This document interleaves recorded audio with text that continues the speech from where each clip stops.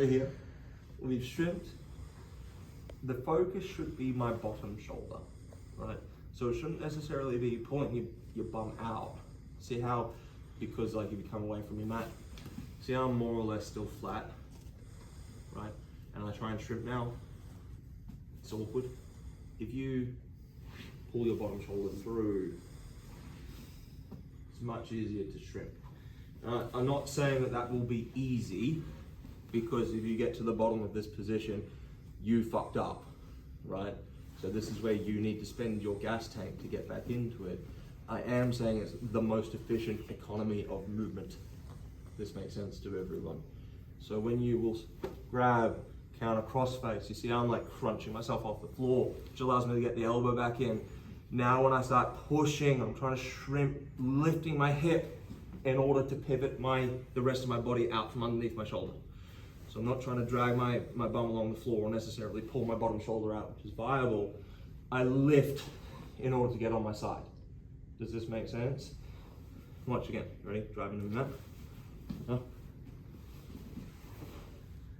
Now, it doesn't have to be fast, it just has to be good. You see a lot of the top level black belts doing this, like, and they're like pushing and then coming back in. Pushing, allowing the person to come back in. They may as well not bother. They may as well not bother. Set, strong, start, this is what frames are for, is to slow them down while you move around them, not to shift them, right? Not to shift them. So we set, we strong, we use the powerhouse of our body, our hips and our legs to start getting up and on our side. You see how that pushes him. Now when I pull my bum out, this is what allows the hook. Now you see how there was a lot of space to insert the hook over the top, not coming in underneath. You come in underneath, you're gonna have to shift your own bottom hook to start doing anything with your leg. It's gonna be on his knee, which as I start to sweep him, as I was discussing with you boys, I'm like lifting the motion of his leg. It allows him to switch his hips. It's not efficient because it's not on the solid structure of his hips, but rather it's like lifting his knee, which will go up to a certain point before the leverage goes to his head. Does this make sense to everyone? So instead of you're on his hip to begin with, you get a lot of leverage straight up, if this makes sense. So go over the top when you inserting that hook. When we're on our side like so, generally the person on top won't want to stay here. He'll want to back out. Yeah. This is perfect.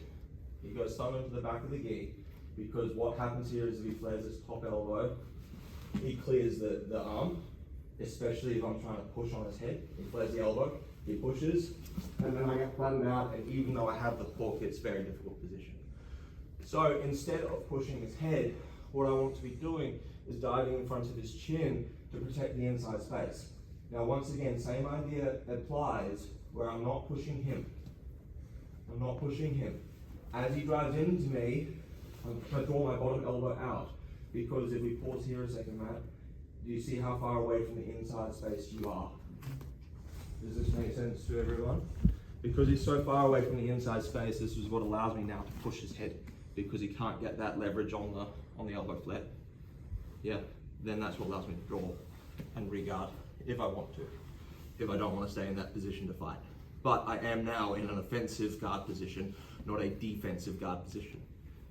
Right, so we're here, we get to this position, so I don't try and push his head because he'll flare his elbow. Yeah, and then my hook becomes useless and then I lose the position. I go in front of his chin and my forearm blocks the top of his shoulder. So it's not even your hand pushing, it's your elbow on the top of his shoulder jamming down. Can you see? And now this is what allows me to push on him to get my bottom elbow free. Now from this position I can start hunting underhooks and this type of thing. We're going to start trying to get to this position where I have underhooks, and then we'll look at some more offensive options. But just in general from here, you now want to be starting to scoop in, because even you can block the guillotine attempts with your hand, but you can also just hug yourself to him. Because now when he tries to sit away from you, you followed him up, and now this is a difficult position for Matt to play, because he won't just back away like this. He'll like be trying to walk away with his hips as well. Yeah. Then these happen. knee tap wrestle ups and following up is much easier. Diving underneath and things for tackles and so on is much easier. If you crowd him and making him get the fuck off me, much easier to follow. And so what ends up happening is that Matt should recognize this. And so he doesn't back away and he stays in a bad position where you now have advantage, and he's trying to play from a bad position where he's trying to re-establish an inside space, but you've hidden it because you've drawn your bottom shoulder. Does this make sense to everyone? So watch again. We're here. Yeah. He's driving in. Drive into me, Matt.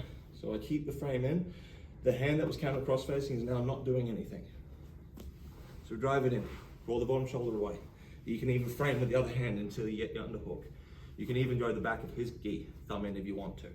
He should be turning to face me the whole time. Yeah, and he's hunting for his own underhook, and now you see how we're neutral, which is generally how this goes. This is generally how this goes. If he stays in this underhooked position, let me have an underhook there, Matt, and I hunt to him, head on the inside space. As he backs away from me, I sit up with him. He tries to guillotine me, I sit up with him. And now you can see very clearly that because I kept my head on his shoulder, it's an awkward angle for him to get over the top of my head. And anyone with a blue belt up could see that this is a winning position for me. It's very difficult for Matt. If he doesn't back away from me, he stays in this underhook position, I'm winning. There's all the same sweeps apply that we just did. All the same sweeps apply. Does this make sense to everyone? Does anyone have any questions? All right, break on 3, 1, 2, 3. Thank you, Matt.